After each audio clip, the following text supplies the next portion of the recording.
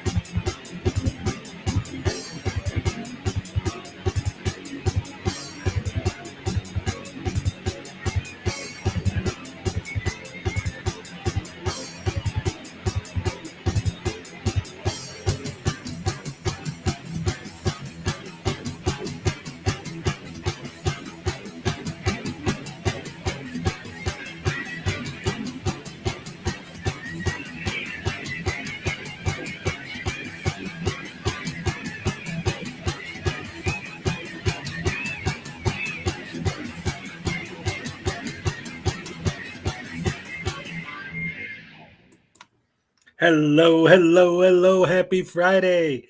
Good morning, everybody. Good to see so many good people in here once again. Looks like right off the bat, we got a couple of birthdays we have to acknowledge. News Now Enemy, happy birthday.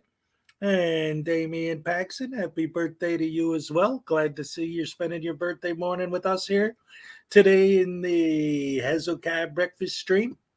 Good morning, commentator auditor. Good to have you in here. Terry Barnes, Vinoy, oh, of course, always good to have you. I Kiss, love you. Let's say, love all you guys. Jennifer, hello, welcome. Kim Crawford, of course, always wonderful to see you in here as well. I got the best fans. I'm telling you, you guys are fantastic. Commentator, auditor, I Kiss. Susan, the sassy old great granny, welcome. Good to have you back. Let's see, Skyhawk, hello. My adopted theme for Chile is the old Playboy by the Marvelettes. Oh, yes. What's up, Playboy? LJ sings. Hello, welcome. Good to see you. Let's see who else. The Forgiven Jerry, what's up? Buenos dias, amigos. Hola. ¿Cómo está? Salacious in the house. What's up? Let's see who else. Texas Tim, how you doing? Gamer88, hello. Let's see, LJ Sings, Forgive It Jerry, News Now Enemy, Graham. Hello, everyone. It's getting closer to Halloween. That's right. Having a good time. Damian Paxson, LJ, Jennifer, anybody else I didn't mention? Hello to everybody. Good to see you all here. Pack, yes, good morning. Great to have you as always. Commentator, auditor, yes.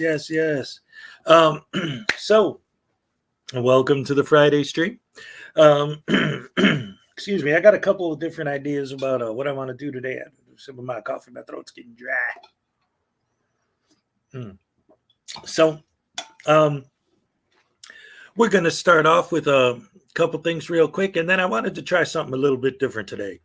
For those of you who've been following me for a while, you know that this morning thing was just kind of a random thing I started doing, but then it ended up working out.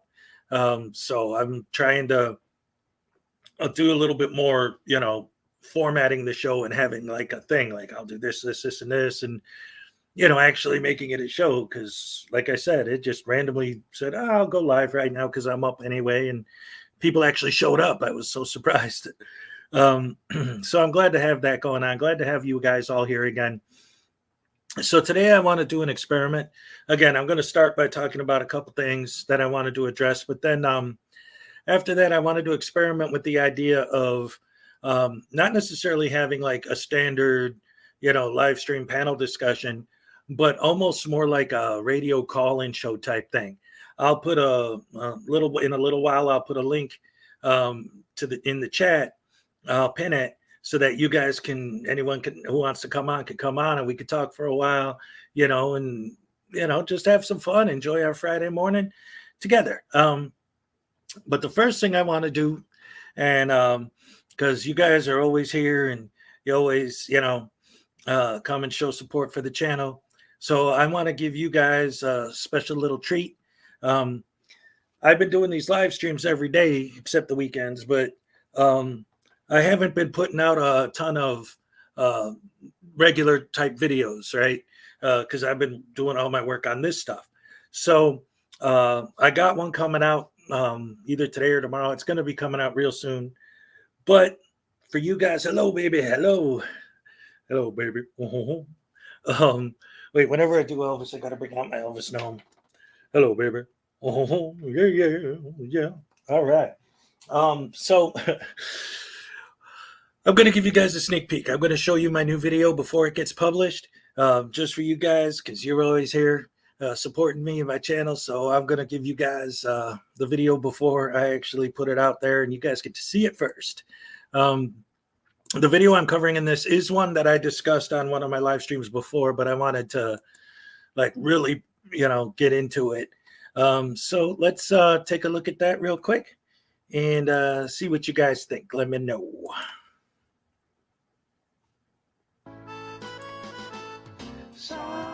Alan Newcastle sits alone watching YouTube videos on his computer when suddenly he hears an all too familiar cry for help. There is no expectation of privacy in public. There's no need to fear. Hezokuai is here.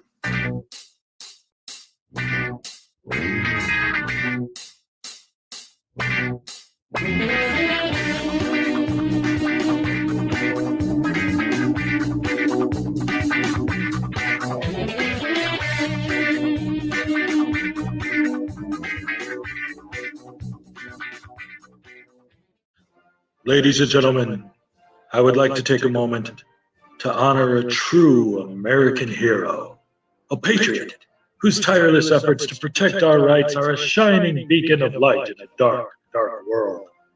A man who has, through his cunning mind and voracious appetite for justice, discovered, finally, the true path to real freedom. The one man whose most brilliant and effective audits has torn down the veil of government deceit and created a new level of transparency within the government that will most assuredly assure a bright and hopeful future for our children. Yes, ladies and gentlemen, it is in fact true that our greatest American hero, Denver Metro Audits, is back at the library. Columbine Library. And I'm here with Sweetie Audits. So we came here to check this one out, guys. Let's go in here and see how it goes.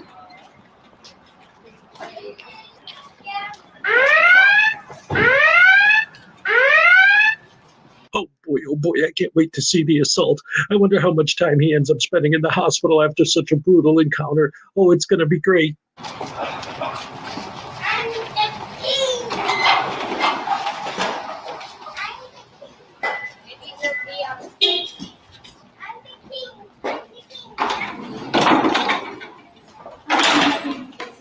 One of the newer dinosaur movies.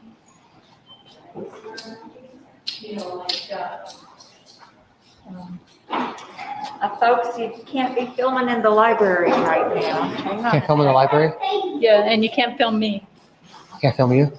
No. How come? People are. Hey, what are you doing? Don't talk to me, lady. What am I doing? Hey, oh, this lady's assaulting me. Get outside. Since the invention of the beatdown, there have been 5 beatdowns that were rated the most passionate, the most pure, and this one left them all behind. Let's take another look, shall we?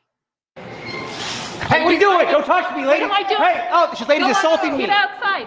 Whoa! Go outside. What are you doing? Get I just said you can't Get film away. me, and you're filming me. She asked you not to film That's her. right, and she told you she can't put film her in the hands library. on him.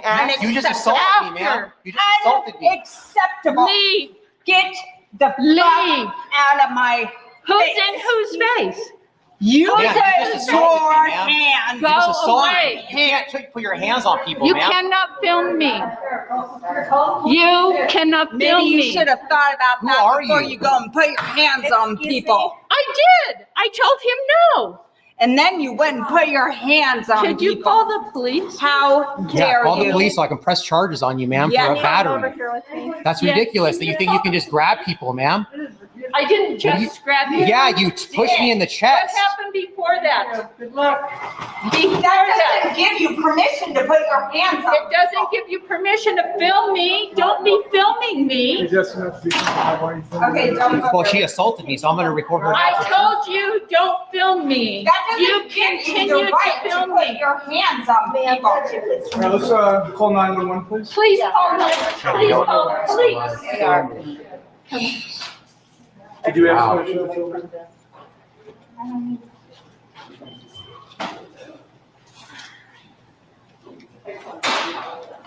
This is crazy. That was insane.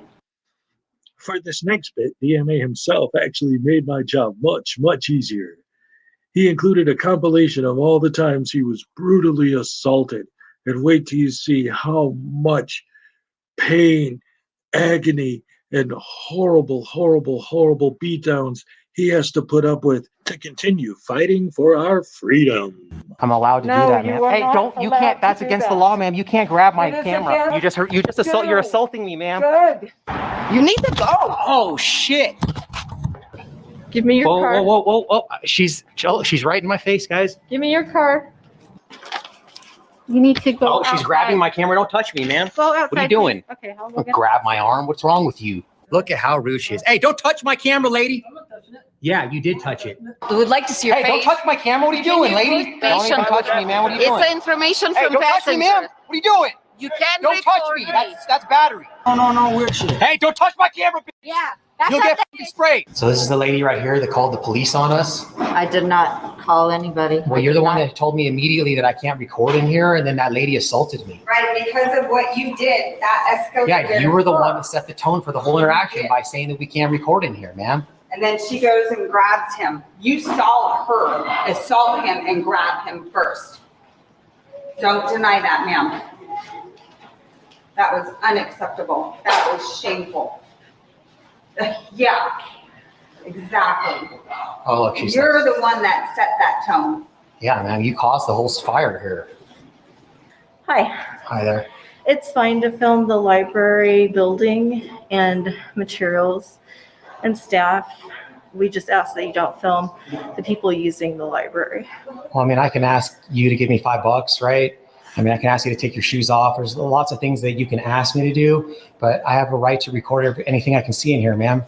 And your whoever was up there at the front immediately started yelling at us saying that we're not allowed to record right now in the library, which sparked a reaction from a patron. She assaulted me and grabbed my chest. And then some other guy came up. It started like a mob mentality. That's the thing, is that you guys as the employees set the tone for the entire interaction. And when you guys get irate like that and out of control, then the other patrons see that behavior and they think that if the employees are acting that way, now I can act that way. And then this other guy was like, call 911, call 911. I mean, this is ridiculous, ma'am. This is a First Amendment protected activity. I Ma'am. We have a lawful right. I understand that you are allowed to film in here. I do not, and you are allowed to film staff. You know, I'm staff, of course you're allowed to film me. We do protect our patrons' privacy, and if a patron does not want to be filmed, we ask that you respect that. A frauditor showing respect?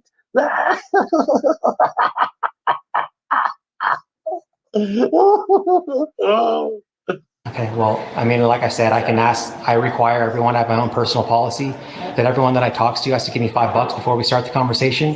But 100% of the time, everyone's disobeyed my policy, right? Because they don't actually have to. So here's the thing, ma'am, this is a public, we're not trying to like antagonize people, but this is a public space, ma'am. So there's no privacy in public. So this is like if I was recording on a sidewalk, somebody couldn't say, don't record me on a sidewalk. So yes, it's your obligation to protect their privacy. So there is a CRS 24-90-119, which states that a publicly supported library shall not disclose any information of any patron having used the library. It's just like a HIPAA law. That's not on me, that's on you guys. But you can't turn my First Amendment protected activity into any type of crime. There's case law that backs up what we're doing, man. We know what we're doing. We did our research before we came here. And again, we came in here to peacefully do a tour of your library and check it out. Before, literally, we didn't even get past the front doors before we were assaulted and yelled at by one of your employees. Which So triggered a chain reaction to. I understand what you're saying, and that's unfortunate. are the It police was coming then? unfortunate. I'm Are sorry? the police coming? I am not aware if they are or not. Could you find out? Because Leave. yeah, because we can't leave because we don't want to flee the scene. Right. If the police are here, then we don't want them out there looking for us. So would you be able to find that out for us? Sure. Thank you, Renee. I'll check into that. Tell me your name, please. My name's Renee. And what is your position here, please? I'm the manager. You're the manager. Thank you. I'm sure our staff mentioned that you shouldn't be filming other patrons in the library. We shouldn't be filming patrons? Right. Why is that? Well, with patron confidentiality, their use of the library is protected. Okay. What is protected? Their use of the library? Yeah, that's fine. I mean, their use of the library is protected. So basically with the CRS for public library states that you guys shall not disclose any information in regards to patrons using the library.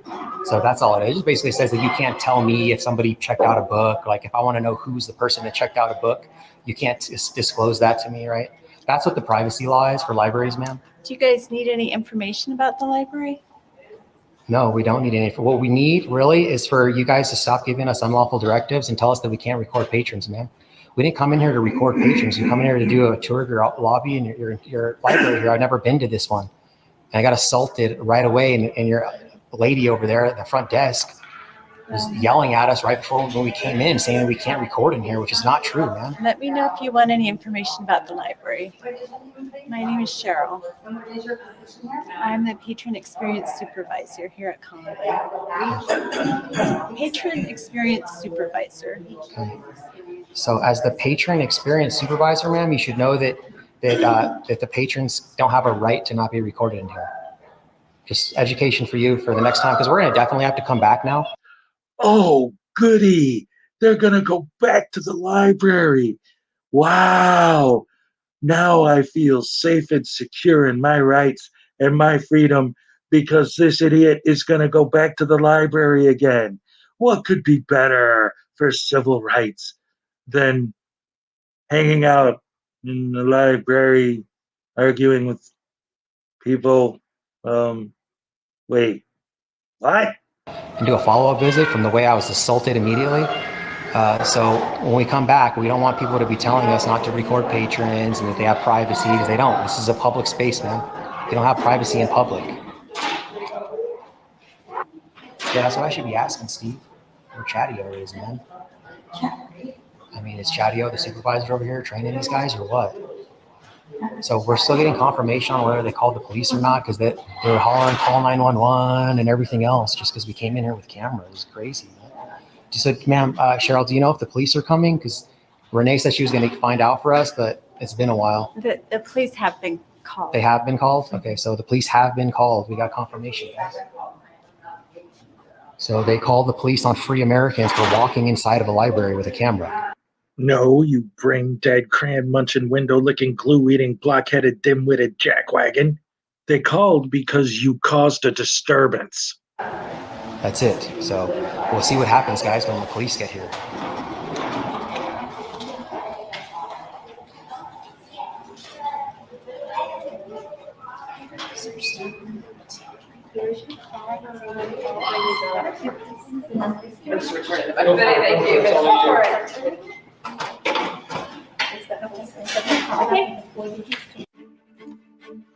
At this moment, You're all about to witness the most adversarial, tyrannical police interaction ever caught on film. Get ready as we venture deep into the recesses of civil rights violations and expose police corruption and their general disdain for the American public. Behold, with great awe, the insipid audacity of these vile officers as they reveal their pure, unadulterated hatred for humankind.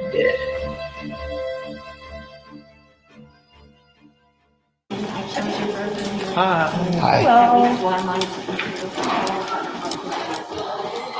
Hi, guys. So, police are here, guys. Police are here. And so after that, they talk to the cops and say they want to press charges against the lady who quote unquote assaulted him. And they start demanding her information so they could file a complaint on her. And then get into a big hubbubaloo about how, even though earlier in the video they said that they understand the CRS that says the library can't give information of customers or whatever, they start complaining about not being able to get information and blah, blah, blah, a bunch of crap. Anyway, that's pretty much all I got for that, except at the very end of his video, and I just wanted to show this because I always talk about how these guys try to create false equivalencies. And he ends his video with these two clips that he's showing as an example that what these people in these clips are doing are supposed to be exactly the same thing as what he's doing. And let me know in the comments if you see a difference.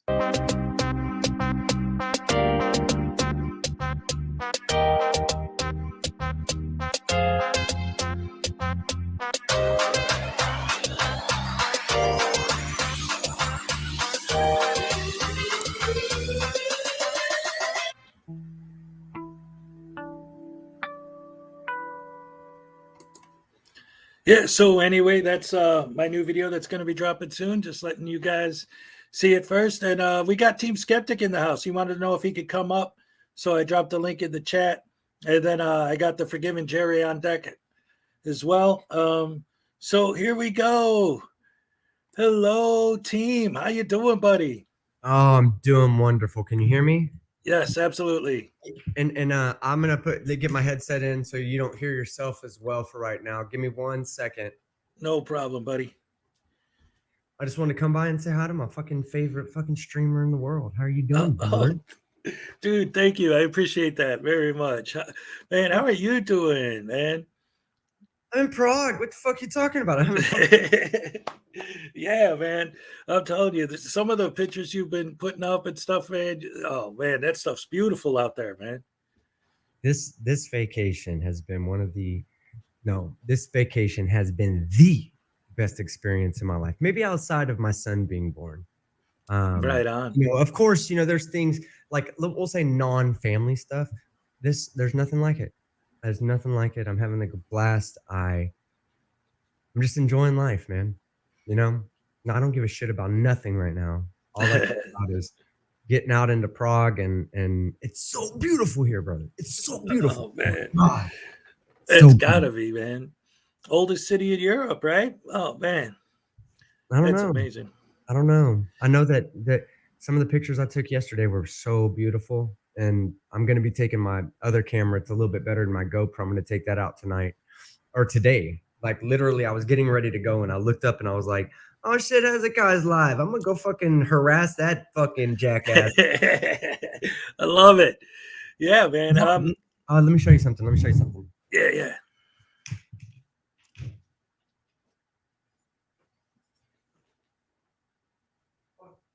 Okay, let me not show you something. I'm just kidding.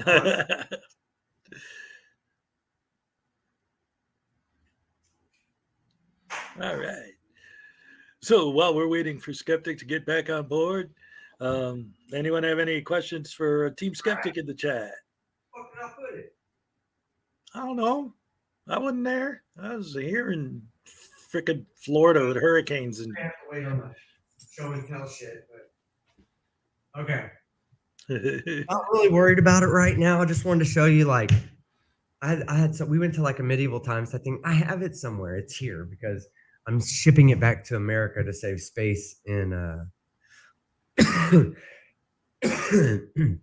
excuse me, to save face in my travels, like my bags and shit. But it's it was a picture. I met some random people at at like this medieval time shit, right? And they, we were being a bit loud and rambunctious, me and my buddy. First off, my buddy, I love that guy. He's crazy. Okay. Like I knew he was crazy when I stayed with him in Dallas. I did not know how crazy he would be in Europe. And he's shit. His craziness is up here in Europe and Dallas. And when you think of how crazy I am, move him up here, and this is me down here, right? Oh no. This is him in Dallas up here, and this is him in Europe up here. And nice. Yeah, so we went out to this little medieval times place. It was fucking badass. They had sword fights. They had a fire show. I ate 3 leg quarters of duck, or 2 leg quarters of duck, and 1 leg quarter of chicken, mashed potatoes, and a salad. I also had 300 grams of just pure beef yesterday. Nice. Ham and a sausage. It was probably just actually 300 grams of pork. I followed that up with the food. Like an hour and a half later, I went and ate the rest of it. Okay. So, yes, it was. I was having a good time, and we sat next to these 2 chicks, and they were looking at us like, y'all motherfuckers are crazy. But by the end of the night, they were like, I told them I said, when y'all getting married? And she was like, I don't know, sometime. And I was like, I'm there. I will be at your wedding. And she's like, I bet you would. And I was like, I will. And they were like, you know what? How about this? We want you to come out one day and just come stay with us. And we want to know your life story.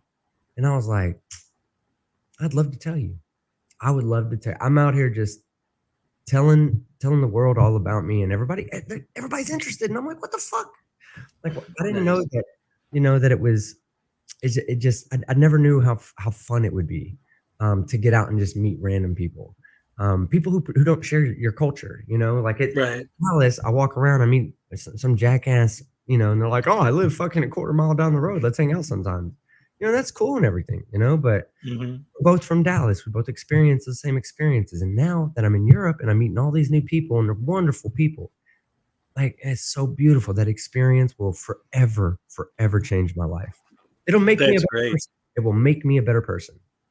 Oh, absolutely. It's travel is wonderful. I've even read where they've done studies where they said people who don't have a lot of formal education but travel a lot tend to score better on tests. Like, travel is just a wonderful thing. You just learn from having the experience. By the way, I don't know if you can see the chat. We're getting some TTUs up in there. And thumbs up, baby. I love that chat. That chat out there is fucking badass. I wouldn't be doing this without them. Right? Them. Yes. That's what made me follow it. Because see, I don't know if you're even aware, because you've been doing your thing, but I started doing these morning streams just as a lark. But so many people were enjoying themselves that now every day at 7 a.m. I go live, no matter what, except for weekends, Monday through Friday. Nope. You should do that because there's a lot to be said for consistency as well. So like me, I know you're live in the morning. I don't always catch it because, for me, it's already, what time is it? God damn it. I need to get the fuck out. Get out of the room because it's 1:30 in the afternoon for me, and I haven't got out yet because I spent all night on Irish Demon stream, and then I listened to Kate's stream last night. Shout out to Kate. Shout out to Irish Demon too. And then, but there is something to be said about somebody that does it at a consistent, like, just be consistent with it. Okay. People will start showing up because they know you're going to be live. Even if they don't watch, even if they're just listening, they will turn on their phone and they will listen to you. And you are filling a time gap that nobody else works with. Right. So I love it. Of course, when we get back to Texas, I'll be asleep during this time. While I'm in Europe, even I listen in, even I jump on here. I'll say it again, just because, in case anybody's never heard me say it before. This is one of my favorite streamers. He's genuine. He's a fucking awesome dude. And that's Thank why you. I love Hezekiah. Straight up. Yeah, I appreciate that, man, so much. And I just want to acknowledge I got a super chat from Salacious. Thank you very much for the $10. We love the morning streams. Man, Beautiful. I love it. I know. I'm Great. gonna miss when I get the if I keep getting up early in Texas, because hey, the thing is when I go back to Texas, this is gonna be I will have already been up for 3 hours when you go Right. on, if I can keep the same schedule. But it'll eventually work itself out to where I'm sleeping in till about 9 in the morning, 10 in the morning, and I'll have to watch the replay. But man, you just keep doing you, brother. Like let me tell you, you are making my trip easier because I have somebody that I can relate to that's on right now that I don't have to watch later. We can do it live, and I'm so appreciative of people like yourself. Stay genuine, keep this fucking consistently going in the morning time, and own that shit. Own that time slot. Keep bettering yourself. Make tomorrow's stream better than today's stream. Make sure today's stream better than yesterday's stream. That's my advice. I appreciate that so much. And it's earlier I was talking to my audience about how I've been the last couple of weeks, now that this has become a thing, like every single day I do this, I've been trying to come up with more of a format for the show, like actually, spending more time planning everything out before I go live. And actually today it's interesting that you asked to come on, because today I was going to experiment with the idea of having panel guests. And so then all of a sudden you're like, hey, can I come up? I'm like, hey, you know what? That's just what I was going to do. Let me give you some advice. And this is not a shot at anybody in the chat because there's wonderful people in the chat, but I do want to give you just a little bit of advice about that. Limit those. Okay. Limit bringing on random people. Maybe do it once a week. You're the show. You're the show. We're here to watch you. A lot of people want to be a part. That's why everybody wants to sit in the front row, right? Yeah. Well, being on the panel is better than the front row. So you're going to get a lot of people that want to do that. And you don't want to do something that takes away from the reason that people want to sit in the front row at your show. So, and that's not a shot on anybody. And trust me, it's why it's one of the reasons why I really kind of stopped bringing even other content creators on my show. It's not that I don't like those guys. It's not that I don't think they're great content creators. They are, and I love them. But I'm my show, and you are your show. And I'm here because you're here. And that's why I'm here. So maybe limit that to once a week. Maybe limit that to once every other week. See how it works. Bring somebody on, see how it works. But whatever, go back and evaluate that show and say, did that help me or did that hurt me? And if it hurts you, don't do it again. That's what you learn as a creator, is to take the things that do work, keep doing them, and take the things that don't work and stop doing them.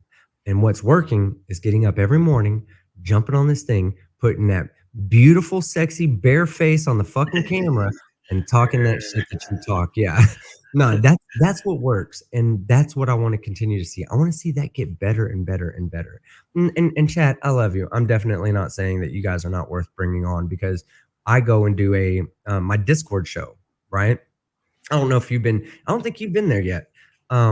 Most of the time I've been getting up like maybe 9 o'clock here, which is for back home is 2 a.m. So there's not a lot of people that do it with me, but I'll go online. I'll jump in Discord and say, hey, at everyone who wants to voice chat. And then everybody's like, me. And they all come in. Now, we might not be doing it in a live environment, but we're doing it behind closed doors and we're having a good conversation. And that gives the same, it gives me the opportunity to do the same thing, to speak to people, have other people listen, and not have to really possibly alienate my show or what I'm doing that's bringing the people around. What brings me around is your genuineness. So no matter what, keep that going and grow off of it. Yeah, absolutely. Again, I appreciate that so much. And like I said, what I was thinking of doing was, because the example I used before was back in the 90s, my favorite radio show was Open Line Friday was my favorite day, to listen. So that's why I was, like you said, I was thinking once a week, maybe have, and not like a big panel discussion, but like have one person up, talk for a while, then have somebody else take a turn or whatever and see how it works. And again, today was just going to be the first day I was going to experiment with that and see how it works. So I was pretty much thinking on the same level, just like I said, experimenting with different things. Yeah. If you want to try it and it works, then that's a good thing, Right. Do what works for you and do what's going to make you get better, what's going to grow your show. But just don't forget, like, hey, look, Peck will tell you, Peck's in the chat says, hi, Kiss a Cat, right? Kiss a Cat 1. Peck, while you're out there, tell them how many times you and I have had conversations in Discord with about 30, 45 people.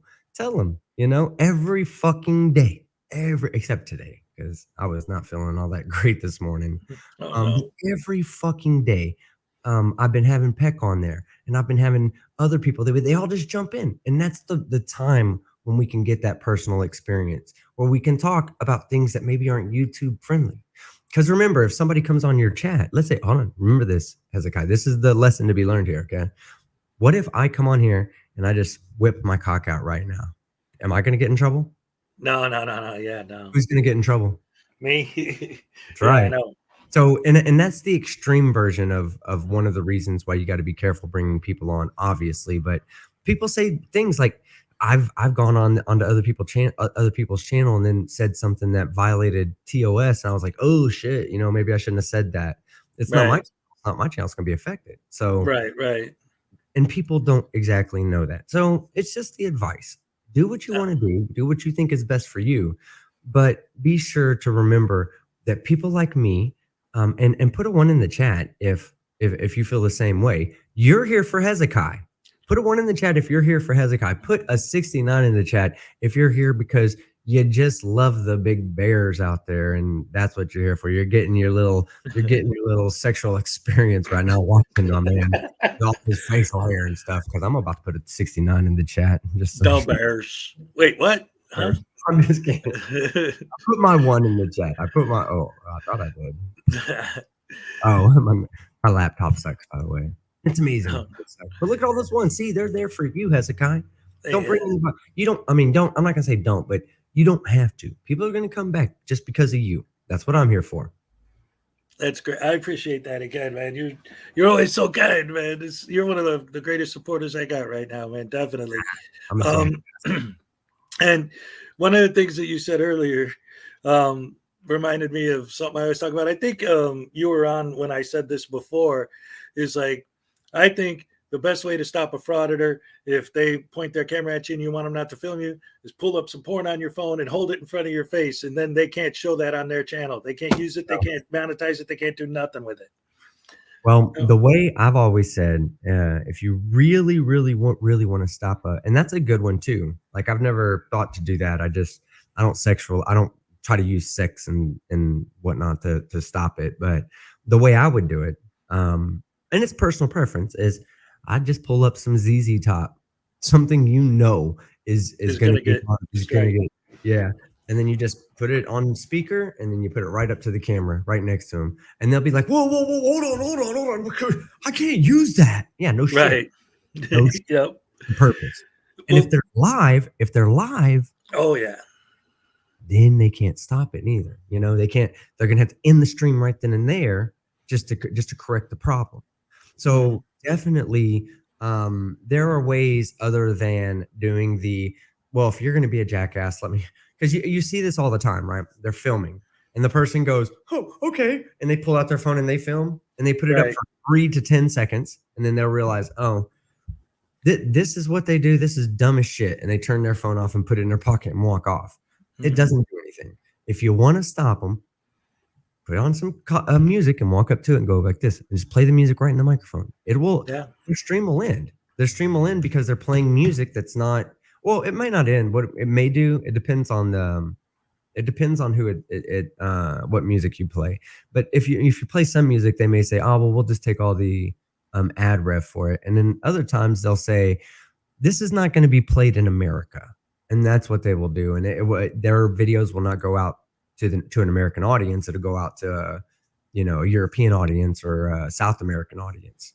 Because some of those big companies, they don't block the content, but they block the content where they know people will recognize it. So they'll block it in America, they'll block it in Canada, they'll block it in England. but they may not block it in, in Czech Republic, like where Right. Yeah. Well, I mean, I was half serious when I said that, but the point was because with the music thing, there are ways in editing they could kind of work around that, or worst of all, get demonetized. Yeah. But with the porn thing, they can't even post it at all. Like they have to completely remove that part of the video, Well, if audio they're and video. live, well, hold on. If you show porn onto them while they're live, that will end their channel. Oh yeah. It will end. No, it really will. It'll end Well, the good. I channel. should do that to SGV and Silence Boy. But man. Well, I like the Silence Boy guy, man. He's gonna run into the wrong person, and that person's fuck that dude up. And I'm not advocating for violence towards him, but No, I know what you mean. he has something coming to him, man. He's a piece of shit, and he's gonna be a piece of shit to the wrong person out in California, and that person's gonna work him, and that's gonna be the end of that. Yeah, he's gonna get folded up. I'm surprised that didn't happen with that lady. That's the same guy, right? The one that got the little street vendor arrested. Yep. Mm-hmm. Yeah, fuck that guy, man. That's shit. At least doing a job, trying to make him a living, man. Why the fuck would you? And then you come from the fucking same heritage, same background. I don't want to make any assumptions about the lady, but I do believe that she probably was, an immigrant here, and trying to make a living for something to have a better life. And here he is trying to fuck her shit up. Yeah, fuck that. There will be somebody that is going to catch that guy and say, I know who you are. You're the one that made that really nice Mexican lady get arrested for no reason, aren't you? Yep. Oh, no. It was not for no reason. She bumped me. No, okay. Yeah. You know what I'm saying? Yep. Oh, yeah. That's it as you. You know what I mean? Oh, yeah. And he unless he changes his ways, that is inevitable. That's inevitable. Yeah. When it first locked up, and then he's going to realize that there's somebody behind the bars that recognizes him from that fucking incident. And he's not going to have the ability to run. He's not going to have the ability to hide. There's going to be 50 people in there that just fucking hate him. Yep.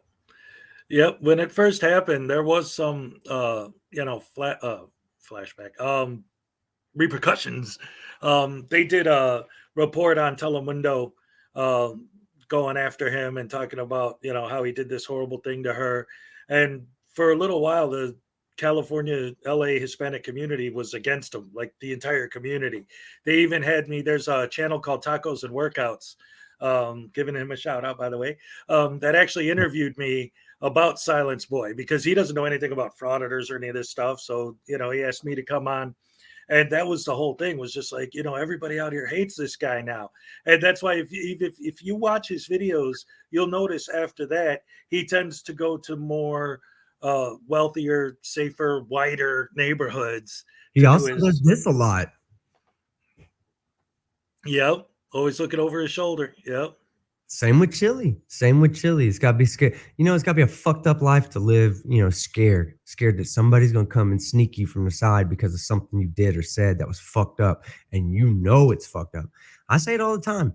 For Silence Boy and Chili and all them, there will be a day when someone's on top of them, beating the shit out of them. The last thing that's going to be going through their mind is, why is this happening?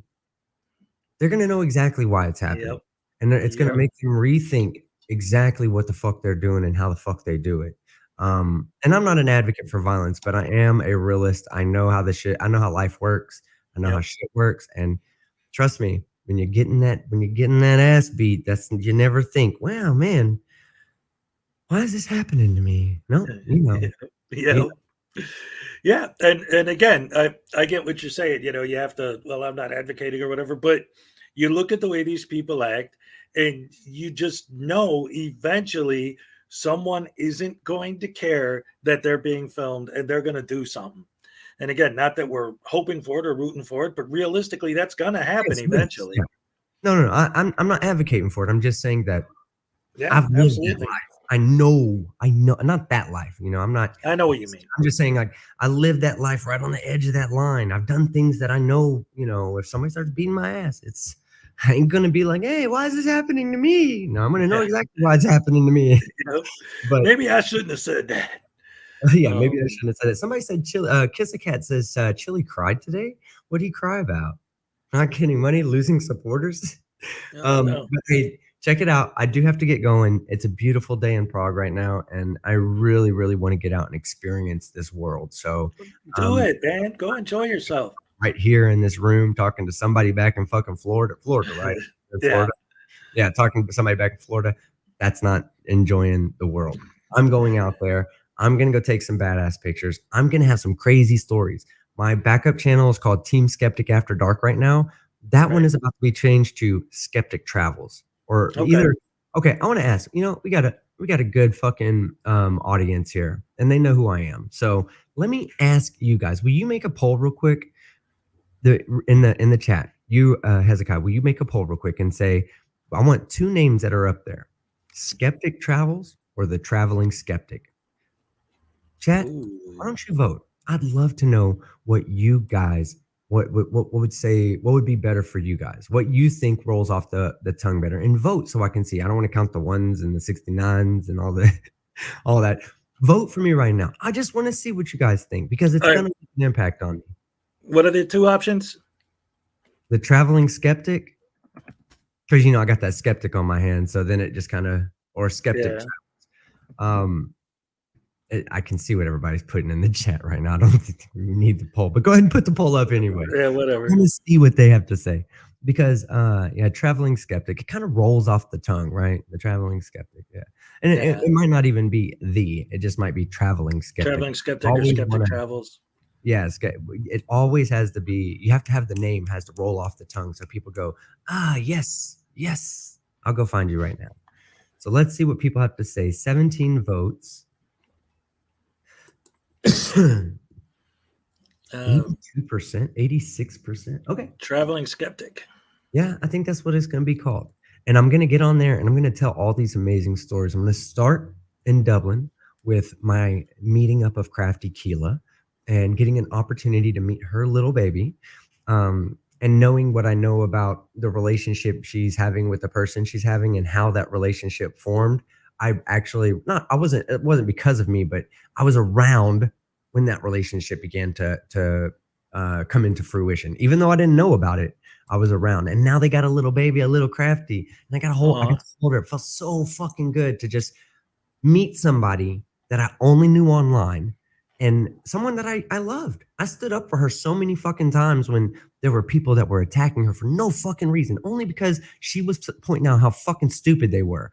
And I got to hold her baby and I took pictures with it, And I went to Copenhagen and got to meet two more subscribers, somebody that I've known since I just barely got on YouTube, and then somebody that I've only met recently through the comment section. I got a chance to meet these people in real life and see the world. And, it's just I've got so many fucking stories. The stories from last night were crazy.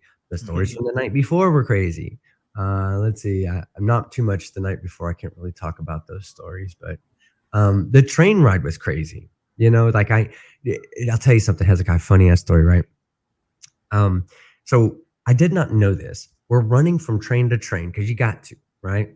And we have 5 minutes or 6 minutes, I think, to get from one train platform to the next in Nuremberg. I was in Nuremberg, Germany at the time. And we were going from Nuremberg to Cheb, which is just on the other side of the Czech border. So we rush, right?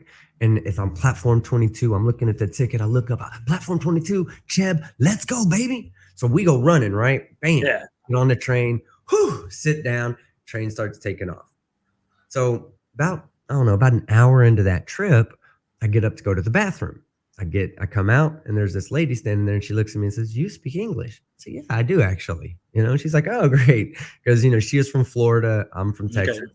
I'm like, I'm from Dallas, this and that. It's when you hear somebody speaking American English, it's different. There's like Northern European English, which is like, they know English, but it's not their main language. And then there's like Eastern European English, which is kind of like if you met somebody that immigrated from Mexico, and it's broken English, but you can kind of still understand you. They can understand you better than you can understand them, but you can tell that they understand a little bit of English. It's kind of like if I went to Mexico and tried to speak Spanish, they'd know that I don't speak Spanish, but I also can speak a little bit, right? Right. So she noticed that I had the American English and asked, oh, she's like, oh, yeah, okay, blah, blah, blah. And she's like, are we on the right train? And I look at her ticket. I was like, yeah, you got the same ticket as me. You're on the right train. So we go and we sit down. I go and sit down. She's sitting there and she's like, oh, this is my husband back here. And I look back and he's in another car and I wave at him. I'm like, hey, that's cool, you know? And you could tell on his face, he's like, that person does not know what he's doing. And I'm like, yeah. I was like, look, we're going to make it to Chet. We're all of us. And there's a big ass group of guys from Utah that are there with me. I'm like, all of us are going to fucking go to Cheb. So stick with us. We'll get you there. She comes in about 5 minutes later into our car and sits down next to us and looks at me and goes, are you sure about this? And I was like, yeah, I'm sure. First off, I was not sure because the train had 2 carriages and the carriages split and one carriage went this way. The other carriage went that way. Uh-oh. I was supposed to go on the carriage going that way. I was on the carriage going this way. She came and joined us on the carriage going this way, the wrong way, while her husband was on the carriage going that way. Oh, no. She sits down next to me and was like, are you sure? And I'm like, yeah, I'm sure. And she goes, because that up there says RE30 and our ticket says RE33. And I'm like, okay, let me check because I got on platform 22 and I know that was right. So let me check. And I go up there and I'll look at the little train map that's always posted up there. And I'm like, why does this train go to a point and have 2 of them that break off and go like this? Yeah. I was like, oh no. Oops. I'm on the wrong fucking train. Oh no. Then I tell her, I was like, ma'am, I think you're right. I think we're on the wrong fucking train. I look back at her, where her husband's at, and guess where her husband's not? On the train. On me, yeah. He's not. Wow. Yeah, and now we look back, and instead of seeing a new car, there's now the back of the train where you can see the tracks and shit like that. Yeah. So I was like, no. And then I went and talked to one of the train people, and they were like, yeah, wrong train. And I was like, okay, well, we don't know what to do. So eventually we got the train, but we were going to arrive 2 hours late. But it turns out that the other train had maintenance problems and they never arrived. They never got there. They never made it to Cheb. So even though I caused us a 2-hour delay, the 2-hour delay was really better than what would have happened if we'd actually got it right. If we'd we wouldn't have showed up to Prague until the following day. I was so pissed off. And the moment that I found out that we actually did the right train, I wasn't pissed off anymore. I was like, that's beautiful. That's the skeptic gods watching out for me. Yeah. I like the traveling skeptic idea. I have great stories. That's just one of many. Yes. Many stories. I was in the beer halls at fucking Munich in Oktoberfest, bro. I've never seen camaraderie like that. Everybody's standing on the tables, singing fucking songs.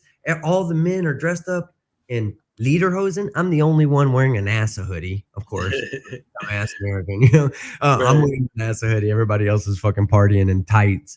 And man, it was it's a wonderful experience. It's something I feel like I could just talk about for days and days. I have 3 to 10 of these experiences every fucking day. That's awesome. Awesome. Oh man, I can't wait for that. And I'm everybody definitely check out that. What is it? Skeptic After Dark right now. And you're going to change it to Traveling Skeptic? I'm going to change it eventually. When I get around to, I may wait till I get to Texas so I can have the whole experience to really go over city by city. I have some shorts that I've made. Like I have a really good short that I made, but I'm not going to put the short up until I change the thing. And I saw somebody out there said the Wandering Skeptic. That actually sounds pretty good too. And I'm sorry if y'all can hear the cars outside. I've got the window open at my hotel room to just take in all this beautiful non-toxic air that you'll never get in America in a big city. Right. And I'm from Dallas, so it stinks out there. It smells like fucking the exhaust of a car everywhere you go. But here it doesn't smell like that. I'm thinking about going to fucking Bratislava. Guess what Bratislava is? It's a pedestrian-only city in Europe. Wow. No cars. Everybody walks, and that's the law. It's not like everybody chooses to do that. It's the law. No cars. So, nice.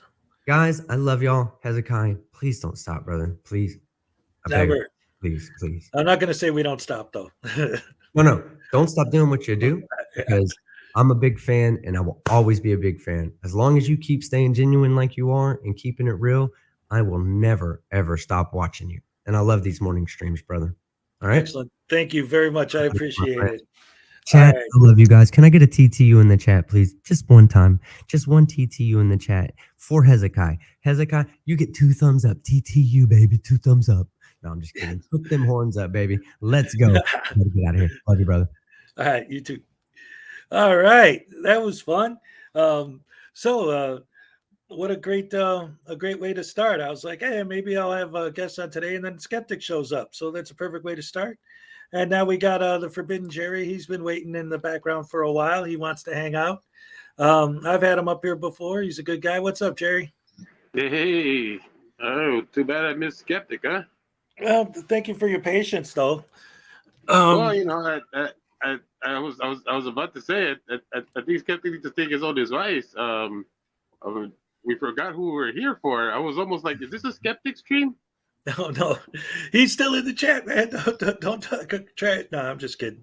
I'm just having fun though. But it's like it's true though. It was like he went on the whole thing about, you know, like, and it's good advice. Don't get me wrong. I'm not saying I'm not.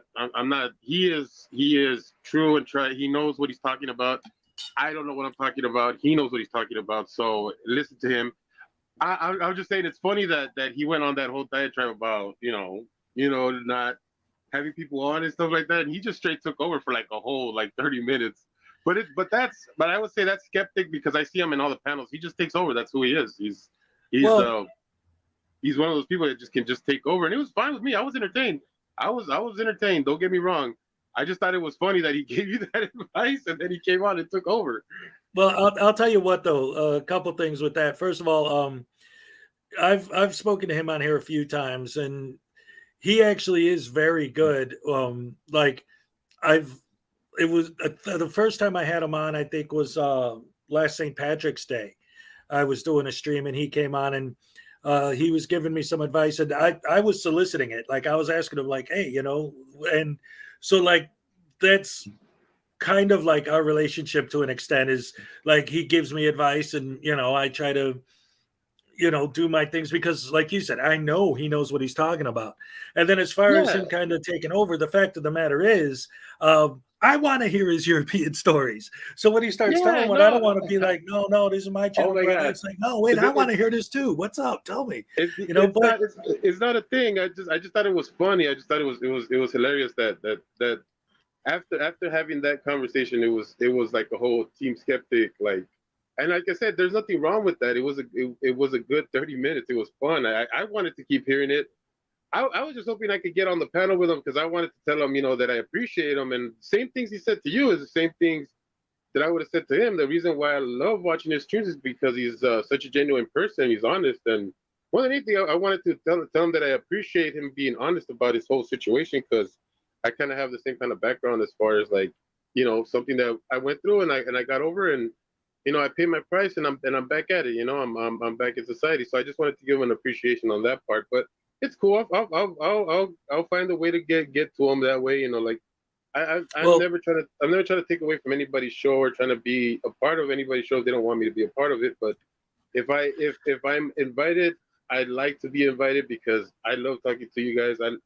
I mean, to me, it's all friends. You know what I mean? Like you guys share the same opinion I do. So I don't feel like I'm going to take away anything from you because I don't want anything from you. I just want your, you know, like, I just want your friendship. You know what I mean? I want to conversate. I want to hang out. You know what I mean? So it's not a matter of me coming in here trying to steal your show. It's of me trying to like uplift your show if I can. If I can't, then, you know, whatever, you know, like I'll sit in the chat. I'll do whatever I can. But I love everybody here. I you know, like I have fun, you know, like I'll tell you something. I've had a lot of situations where, you know, like I can honestly say that I haven't had a lot of friends, you know, recently, but thanks to this community and thanks to a lot of people, you know, like we're on those chats and creators like you, creators like K4 and a bunch of other people, you know, like I felt like, you know, like I've had a resurgence in friends and it feels good. And so that's why, like, I really like to come on because I like to share with you guys. I really do. Right. No, that's great. I appreciate that. And that's one of the big things. And by the way, Skeptic's in the chat and he's hearing what you're saying. And he said, love you, Jerry, brother. So that's good. He knows what's up. But anyway, yeah. One of the things that I'm sorry, I'm just catching up on the chat a little bit here. But like what you're saying about like the friendships and the relationships with the people, that's one of the reasons why I love this community so much, is because it is like a family. You know, I'm doing this every morning. I'm spending every morning with the same people, you know, and going back and forth with the chat, and you know, just having the interaction with the fans is great. You know, it is social media, right? So even though we're not physically in the same room, it's still a social gathering, right? We're all coming together, we're having our discussions, you know, we'll have similar, you know, ideas when it comes to certain things, and that's great, you know. Yeah, no, and Skeptic just has like, I think we're so simpatico in the way we think, because it's like I mean, you remember last week we were on Friday, or was it Friday? Was it? I don't remember. I just remember it was a late one. Remember, I said all those things about Silent Boy too. Remember? Yeah. It's funny that it's like I always you know, like I always felt the same way, because it's like, yeah, and I like we come from we have that same kind of background. We understand, you know, one side, and you know, like we like the other side, because we don't want to be jerks to people, and we want to, you know, be, you know, productive members of society. So we decide to be, you know, like, you know, good people amongst, you know, everybody else. But I get them, and like I actually, you know, like, from somebody who has the kind of background that he does, I'm actually kind of proud of him going out there to Europe. I mean, it's, for me, it's like, it's kind of, I'm out there, although I am putting my my goals to do things like he's doing. You know, like maybe it's not going to be in the same way, because I don't see myself doing. I really just like doing this for fun. I like I said, I like you guys as friends. I like everybody here as friends. I don't really see it as, you know, like fans or anything like that. I mean, if it's your show, and you know, respectfully, if you, like I said, I don't mean to take away from anybody. You know, like I come on to have fun, and just to give you, you know, like I told somebody in the chat, you know, like I like to hear people laugh. I just do. I don't know what it is. I love to hear people laugh. It's just my thing. So that's what I aim to do. You know, like, and if I can, I can. If I can't, well, oh well. You know, like I'll live to see another day. I got my job. I don't have to go at it. Right. No, yeah, that's great, man, and I appreciate that too. And looks like everyone's having fun here and enjoying the show so far. But speaking of which, another thing that I wanted to get into a little bit, and maybe, you know, I'll let you hang out, and maybe we could discuss this too.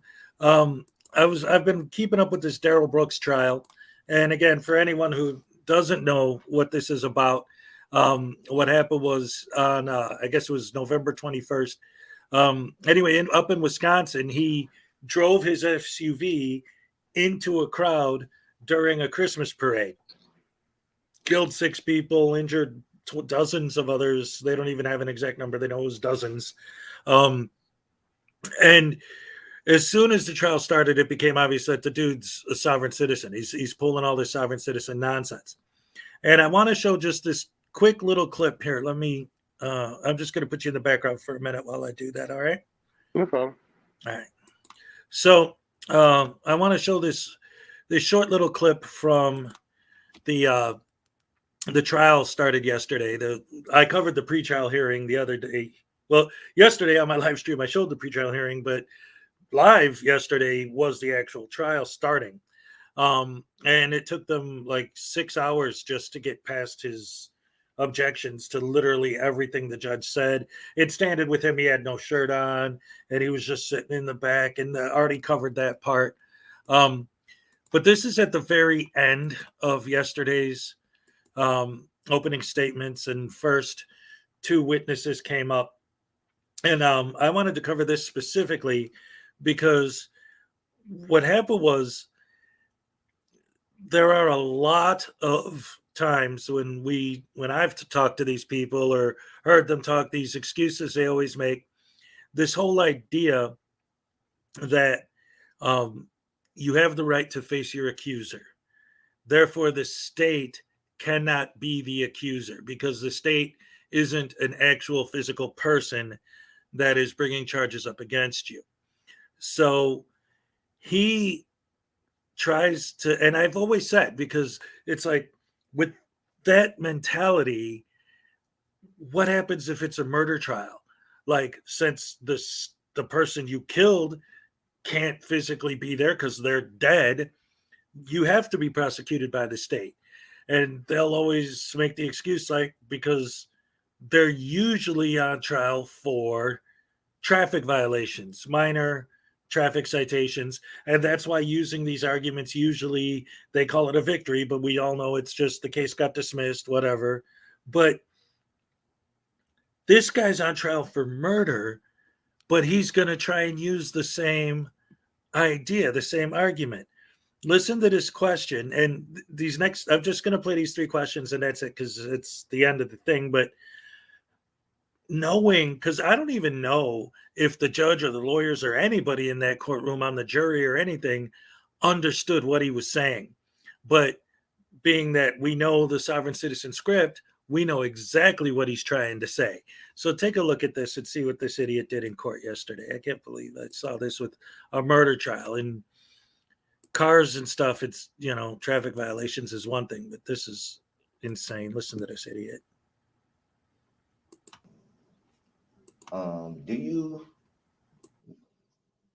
Do you know the plaintiff?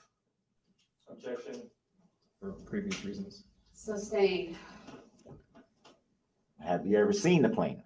Objection. Sustained.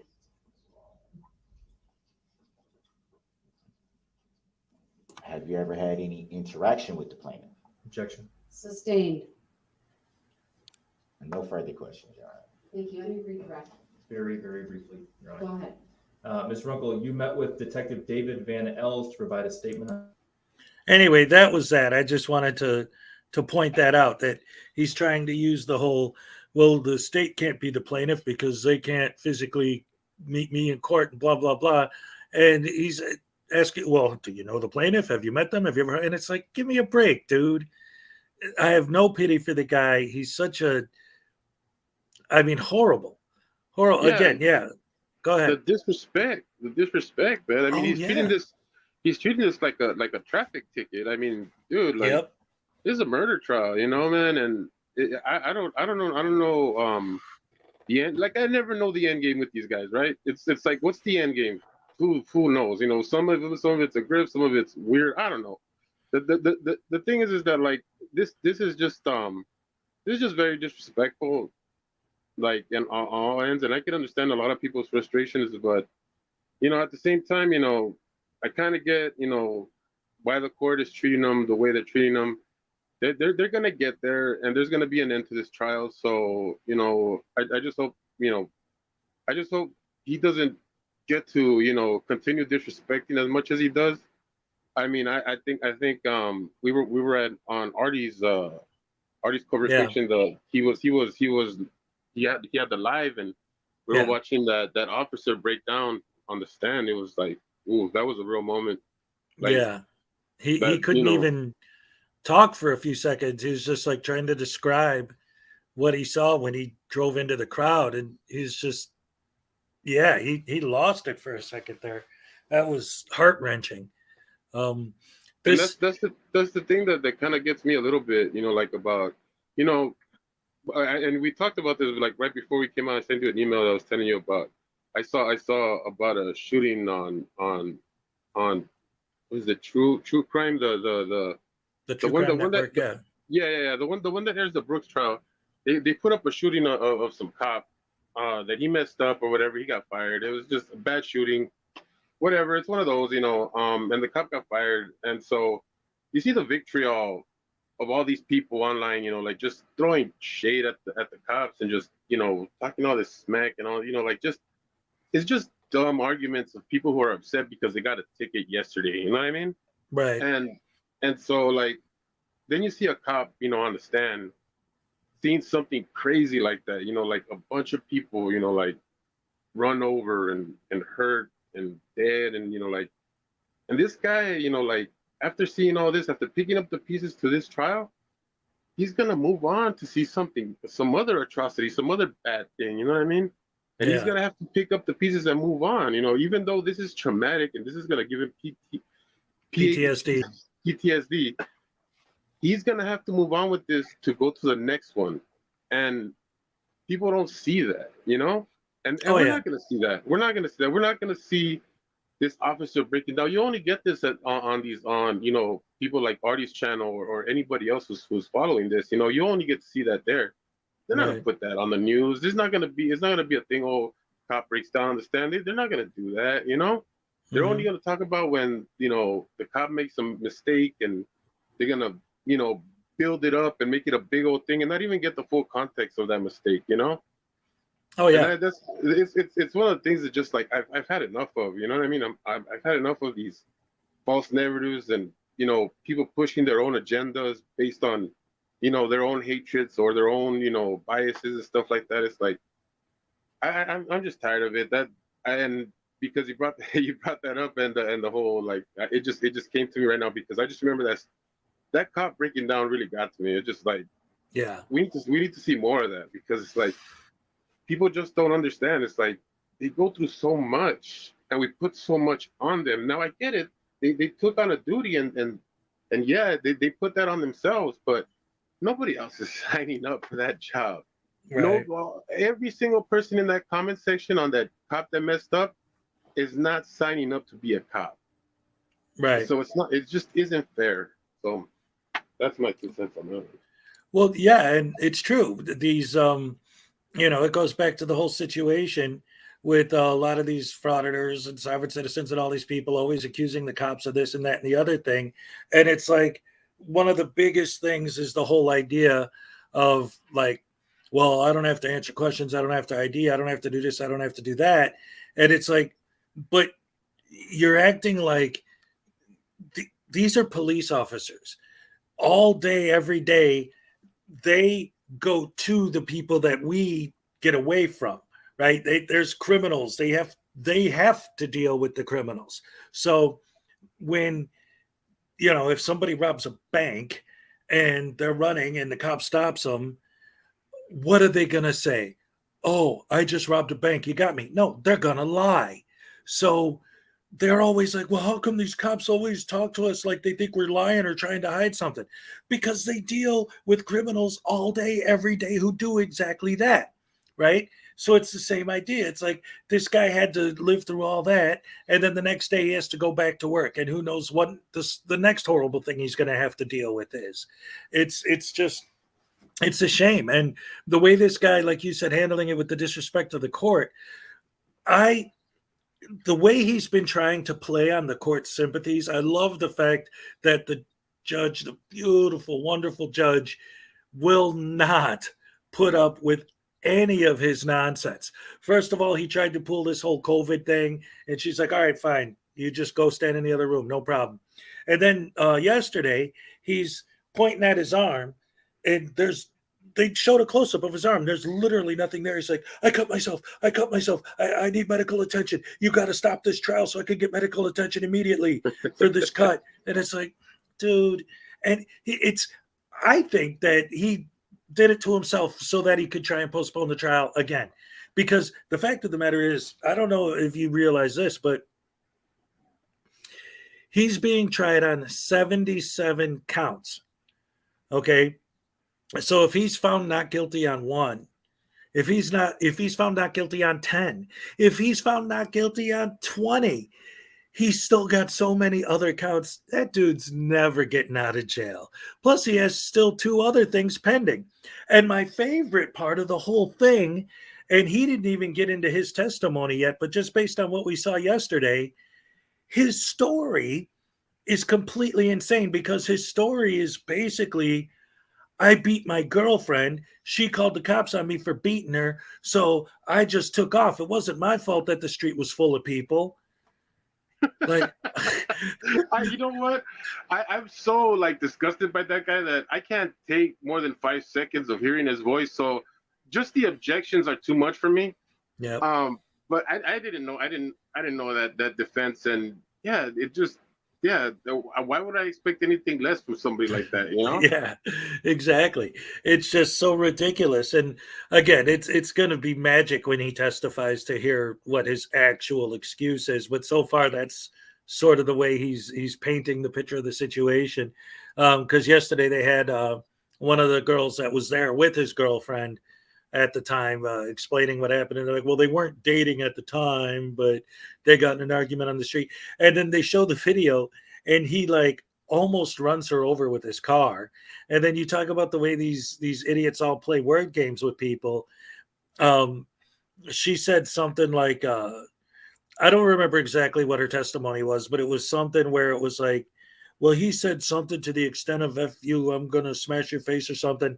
And he's like, okay, so did the defendant specifically say the words F you, I am going to, like, getting so nitpicky with, like, trying to paint a picture like, well, I didn't say that.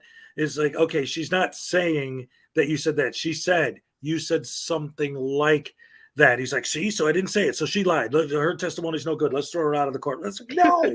What's it? What? Get out of here, you brain dead, narcissistic. Oh yeah, man. It's the whole where's the sign? Where's the sign? The sign's right there. Oh, but it doesn't say what I needed to say. It says what you needed to say. Oh, but it doesn't have a statue. How come you didn't put a sign up saying don't run over random people with your car? What's wrong with you? Yeah, exactly. It's like, come on, man. You really need a sign for that? Okay. So Yeah. did you need a sign to tell you to wipe after you got off the toilet? What's wrong with you? Yep. Oh my goodness, these people are so ridiculous. And again, just the whole idea that he's using the exact same arguments and same defense that you get from all of these people when they're dealing with traffic citations, but in a murder trial, it's, dude, you are so, and you know that he's going to file an appeal, and he's going to try to appeal everything because he kept saying objection to everything and the judge wouldn't take the objections. But I mean, at one point, they were asking questions to the officer, like, and this is part of what the testimony of the officer, which is what Artie was covering. He's asking the cop, or the prosecutor's asking the officer, like, so what was the direction the car was coming in? And he goes, objection, relevance. Wait, you're objecting to the relevancy of what direction you were traveling in when you ran? Like, how is that irrelevant? How could you even think to make that as an objection? Like, that's so ridiculous. That's like saying, or hearsay. He kept objecting to hearsay. Like, dude, like anything anybody says is hearsay to you. Like, hey, yes. They're just talking about regular procedural things. Objection, hearsay. Like, yeah, that has nothing to do with you. No, that's it. It's like if I'm sitting here talking to you right now, right?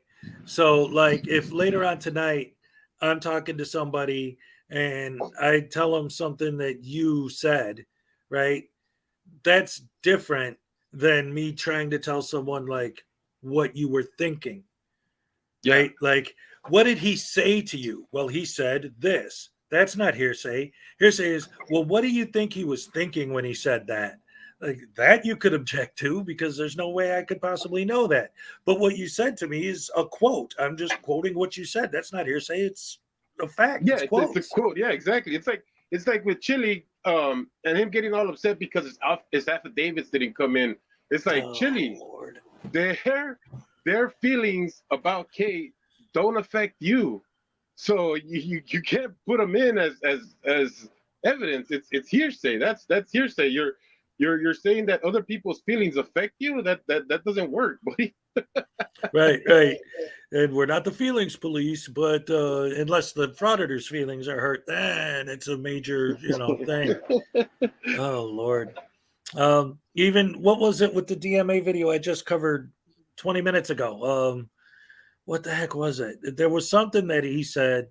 Oh, it was he's telling the library's rules for not, like, okay, I can film people, but I have the CRS right here that says that you guys can't give us information about customers, but that doesn't mean we can't film them. And then later on in the same video, he's talking about how dare you guys not give me the information that I'm asking you about this person, because I want to press charges against them for assault because a 90-year-old woman kind of touched him a little bit. Oh no, poor baby. Cry me a river. Those yells are epic, though, man. It's Yeah. like, whoa, whoa. yeah. Oh, don't touch me. I don't like being touched by a female. Please don't. Oh, Lord. You were swear they were swinging at him with like a katana or something. Like you saw like, whoa, whoa, whoa. Oh Lord. Peck says he thinks he might. Yeah, do better. That's what he at the end. I didn't show that bit in my video, but that's what he did at the end. I guess he has business cards printed out now that just say "do better." And when the lady asked him for his business card, he handed her a card that just said "do better." Yeah, have you ever gave me one of those cards? I put you on it and then give it back to him. Yeah, right. Oh my goodness. DMA really he gets on my last nerve. I used to feel this. I used to feel a lot more feelings about SGV, but since he's had his little like troubles, he's kind of like fallen as far as like, you know, my top annoyances out there. Right now it's DMA, and it's been DMA for a minute now because he's such an entitled little prick, and I just, you know, like I want to be in front of him when he's acting that way. I mean, recently there was a Frauditor troll video that came out, and he got owned by another girl. You know, I showed you the one that Tones brought out with the post office girl. Yeah. And so there's another girl that owned him at the DMV, just straight calling him on his bush, and he didn't even know what to do. He was even trying to get her on his side. He was all like, "Oh, but you're having fun, aren't you?" With his little like creepy voice that he has, like, "Oh, but we were like having fun, aren't we? You like me? I'm an auditor." I hate it when he does that too. So I can request $5 from you, and you can tell me right. But listen, real quick, I want to address. We got Kfar in the house. Kfar, I don't know if you got my message. I'm sorry that I wasn't able to make it to your stream last night. I definitely appreciate that you invited me. I would have been happy to come up, but yeah, I had all kinds of family stuff going on I had to deal with. But yeah, we were just up here talking about the trial with the idiot that ran all the people over in Wisconsin. So that was not fun. I mean, what he did wasn't fun, but we're having fun making fun of the guy because he's a sovereign citizen idiot. And before that, we had Team Skeptic up here for a while. Now we're just hanging out with Jerry, having a conversation. So yeah, that's where we're at right now. And let me see if there's anyone else I haven't said hi to. Internet God's here. Good morning. Good to see you. Let's see. William Grabber. So many good people. I love you guys, man. My audience is the best. Seriously, like this is great. Unclean Hands, of course, is in the house. What's up, Billy Yank? So unfortunate Wisconsin doesn't have a death penalty. Well, that's like I said, that's with his 77 charges is kind of going to try and guarantee that he's never getting out of prison. Carl's Order of the Squirrels, what's up? So yeah, that's that. Well, yeah. So is there anybody else that wants to come hang out for a while? Maybe have a little bit of chat. Like I said, I'm going to try to do a little Friday panel discussion thing. You know, the rest of the week, it'll pretty much just be me. But if anyone wants to come up, I'll drop the link again, and I'll see. I mean, I'm here, pal. I'm just letting you run your show.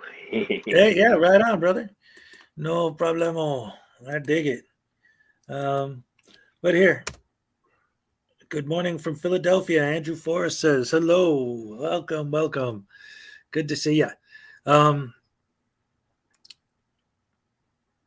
Jennifer has COVID. Oh, wait. I watched Werewolf by Night already. Oh. You know, so I've been trying to watch a Halloween movie every day. Last night we watched Arsenic and Old Lace, and it was great because it was the first time my son ever saw that one, and he actually really got into it. Wait a minute. Have I seen that one? I don't know. It's old. How old? How old? 1940s. Cary Grant's in it. It's a comedy. It's a Too dark old. comedy. I have not seen that one. No, it's actually great. Because it's basically it's about this guy who finds out that his two sweet, wonderful, lovely aunties that raised him since he was a child murder old men and bury him in the basement.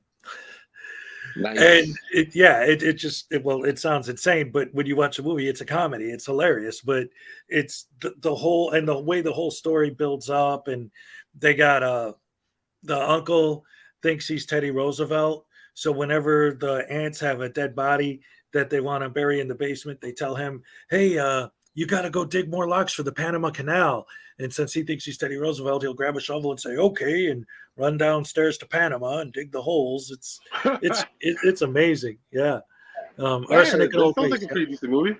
It is. It's great. It's a classic. It's got Peter Lorre in it. It's got Cary Grant. It's good stuff. Good stuff. And I'm not like I'm not gonna go out and look for like the classic movies, anything that I haven't seen already. But when somebody recommends me something, like I give it a chance no matter what year, no matter what time it came out. And as long as you tell me it's a good movie, I'll give it a shot.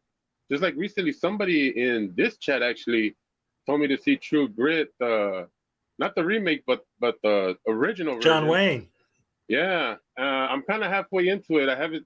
It's actually good. It's got my attention. I just haven't seen the full thing because I've been busy with work and stuff like that. But yeah, Right. no, it's got me, and I'm gonna finish it. But yeah, it's good. It's good. I think I like it better than the actual remake.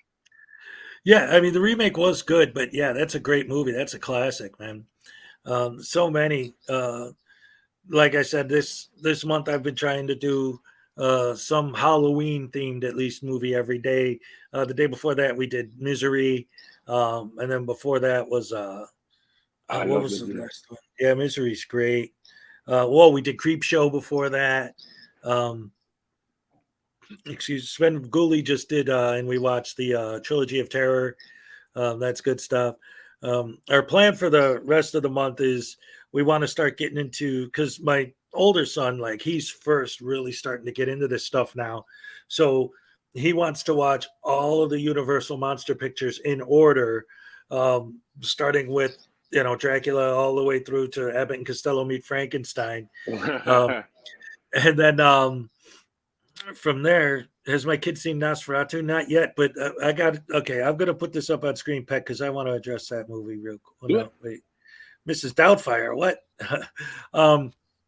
But what I was saying is that what we're trying to do is we're trying to space it out so that the closer we get to Halloween, that's when we're going to start with, The Shining, The Texas Chainsaw Massacre, The Thing, all of those like really, really brutal, awesome horror films. The original Halloween, Night of the Living Dead. I actually got a story for The Shining. It's kind of strange, but if you know what I'm talking about, then you'll know. Stanley Kubrick. He had the famous Red Book. You know about that, right? Yeah. Okay. Well, Stanley Kubrick was one of my neighbor's best friend. My neighbor that lived directly in front of me is his best friend. One of his best friends. I can't say it was his best friend. It was one of his best friends. But put it this way, a lot of actors that Stanley Kubrick wouldn't entertain because he didn't like flying, so he wouldn't come over here too often. But when he did, or if he had to entertain somebody or call him on the phone, he had my neighbor entertain him. Now, I was too young to appreciate this, so please nobody get upset with me because there was a lot of famous people that passed through that I didn't really understand who they were at the time until I found out later. I found out later who they were. Then I was like, oh shit, maybe I should have paid attention more. Right. But one time, Stanley Kubrick, one of his rare occasions that he was out here, when The Shining was happening or whatever, he was walking around with that Red Book everywhere. That Red Book was under his, under his arms all the time. So my neighbor who used to hang out with my grandpa, I went to the backyard to go ask my grandpa for $1 or something. I forgot, just little kid stuff. I go tell him. And so anytime I was back there, Stanley Kubrick would give me hell. That I used to think that old man was grumpy as hell because he would just give me crap all the time. Like he would tease me and all this other stuff. He was worse than all the little kids, but I didn't know who he was. I just figured, like, who's this grump? You know what I mean? Yeah. So since he would upset me so much, one day that red book, I saw it, and because I wanted to be petty, I grabbed it, and what I was gonna do is that I was gonna launch it over the fence, like angry out of sheer anger of what he always bullied me when he came over, right? Yeah. So I grabbed the book and I was gonna throw it, not knowing what it was, like I was a kid, so I was gonna do that, but thankfully my grandpa caught me when I was gonna do it. He was like, "What are you doing?"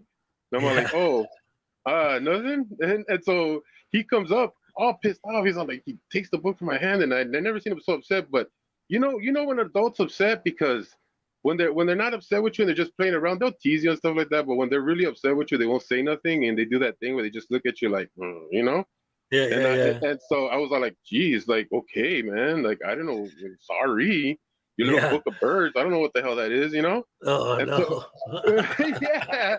And I just, I like, I not thinking about nothing. Then later on, I'm watching this Stanley Kubrick, documentary, and they're talking about that red book, and I'm all like, was that red book that important?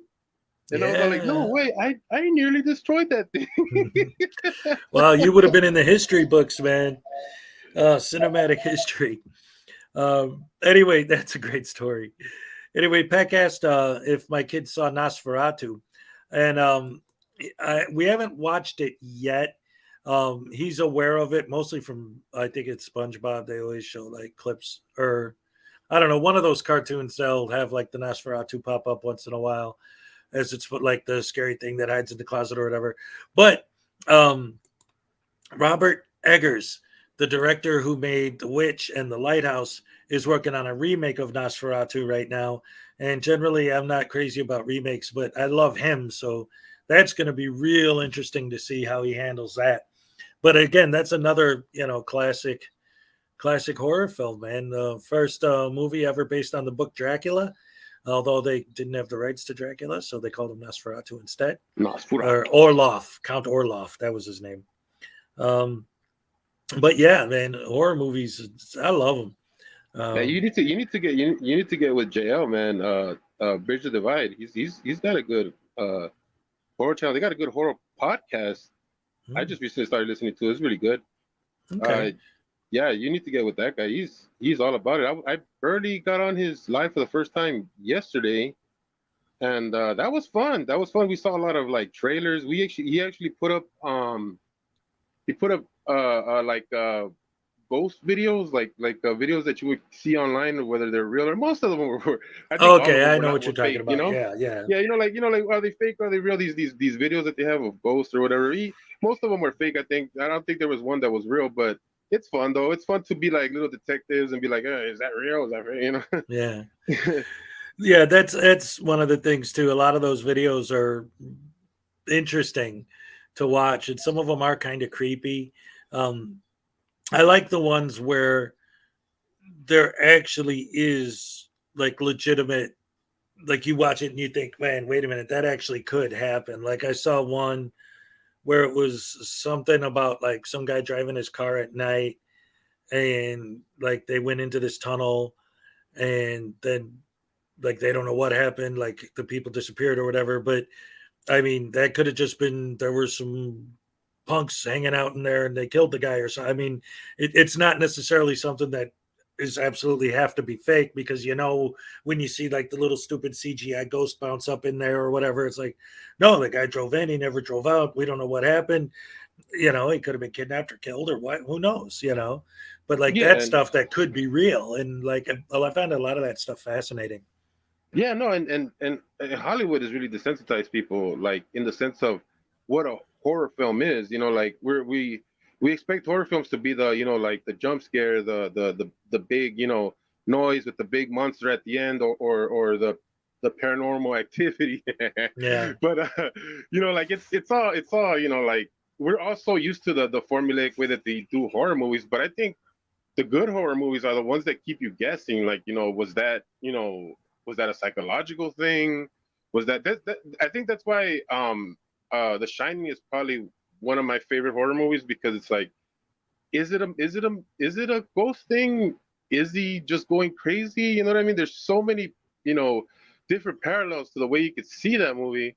That's what I like in my horror movies, is that they keep you guessing, and at the same time keep you terrified, because imagine if it is just him going crazy, or what if Right. it is ghosts in this hotel? You know what I mean? That's the thing that we're missing out on. We rely too much on CGI and different types of special effects. Everybody wants to see the ghost, and I get that, but it's the way the story is told that I think is really lost on horror movies lately. Yeah. For me, what the way I see it, like the kind of horror that I really like, and don't get me wrong, like when it comes to like gore and stuff like that, I appreciate the special effects, like the work and effort that goes into. So like I don't want to say seeing people get their lungs ripped out is fun, but I actually enjoy those movies just for the sheer quality of the makeup and the special effects work and this and that, not just your random CGI stupid ghosts and stuff. But to me, the kind of horror films that I like is, because usually if there's horror, that it has to have something horror, right? Horrible. Mm-hmm. But it's where they combine the suspense and the horror. And my favorite is when whatever it is that like kills people, if it's an entity or a monster or just a person, like not any monster or Psycho, anything, right? just a psycho, right? Yeah. It's whatever it is that kills somebody. The kills aren't in the movie just for the purpose of the gore or the jump scare. The kills are in the movie to establish that if this person or thing or whatever catches you, you're going to die. You're not going to be able to talk your way out of it. It's over. And Right. from there, then the movie builds on the suspense of now this, whatever it is after the person, the main character in the film, and if they catch them, they're dead. So that's what starts building the suspense and getting the height and having it, giving the movie time to breathe and to crawl under your skin and really get to you, Yeah, well, I mean, and I told you this before.